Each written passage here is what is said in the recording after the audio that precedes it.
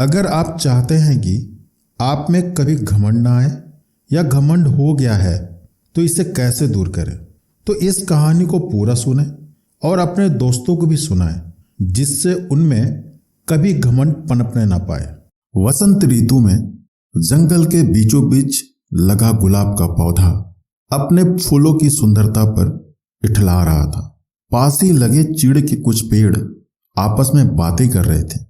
एक चीड़ के पेड़ ने गुलाब को देखकर कहा, गुलाब के फूल कितने सुंदर होते हैं, मुझे मलाल है कि मैं इसके जैसा सुंदर नहीं हूं। मित्र, उदास होने की आवश्यकता नहीं है, हर किसी के पास सब कुछ तो नहीं हो सकता। दूसरे चीड़ ने उसकी इस बात का उत्तर दिया। गुलाब ने उनकी बातें सुन ली और उसे अपनी सुंदरता पर और गुमान हो गया। वो बोला, इस जंगल में सबसे सुंदर मैं ही हूं।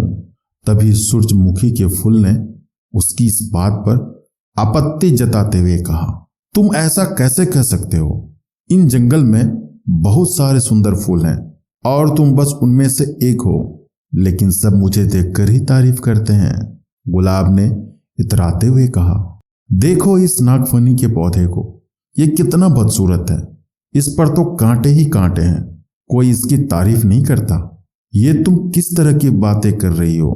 अब की बार चीड़ के पेड़ बोला, तुम में भी तो कांटे हैं, लेकिन फिर भी तुम सुंदर हो।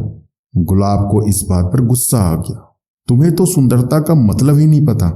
तुम इस तरह मेरे कांटों और उस नागफनी के कांटों की तुलना नहीं कर सकते। हम में बहुत फर्क है, मैं सुंदर हूं और वो नहीं।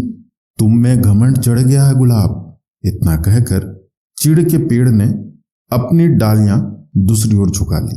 इन सब के बीच नागफनी का पौधा चुपचाप रहा, लेकिन गुलाब ने गुस्से में अपनी जड़ें नागफनी के पौधे से दूर हटाने की कोशिश की, लेकिन ऐसा संभव नहीं था।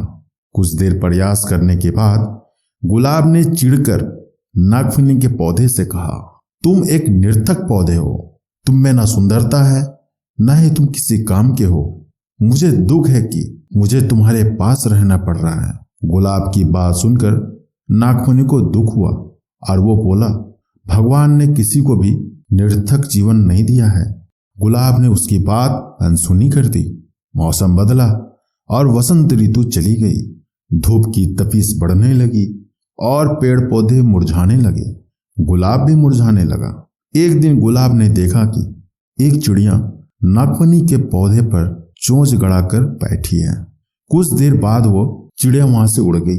वो चिड़िया ताजगी से भरी लग रही थी। गुलाब को यह बात समझ नहीं आई कि वह चिड़िया नागफनी पर बैठकर क्या कर रही थी। उसने चीड़ के पेड़ से पूछा, ये चिड़िया क्या कर रही थी? चीड़ के पेड़ ने कहा, यह चिड़िया नागफनी के पौधे से पानी ले रही है। ओह, तो इस गर्मी में नागफनी के पास पानी है? मैं तो पानी के बिना सूख रहा हूं। गुलाब उदास हो गया।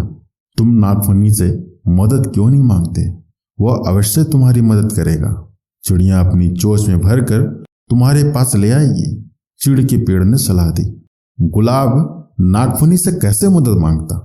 उसने तो अपनी सुंदरता के घमंड में उसे बहुत बुरा भला कहा था, लेकिन तेज धूप में अपना जीवन बचाने के लिए आखिरकार एक दिन उसे नागफनी से मदद मांग ही ली।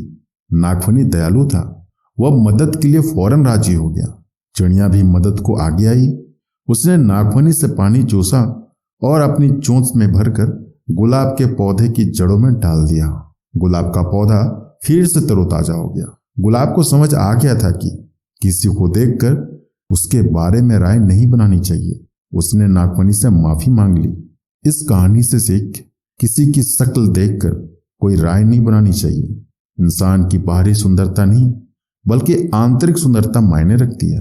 हर किसी को भगवान ने अलग अलग गुणों से नवाजा है, इसलिए अपने गुणों पर अभिमान मत करो। एक दूसरे की सहायता से ही जीवन आगे बढ़ता है। अगर आपको हमारी स्टोरी अच्छी लगी हो तो अपने दोस्तों के साथ भी शेयर कीजिए और कमेंट में जरूर बताइए कि कैसी लगी हमारी स्टोरी।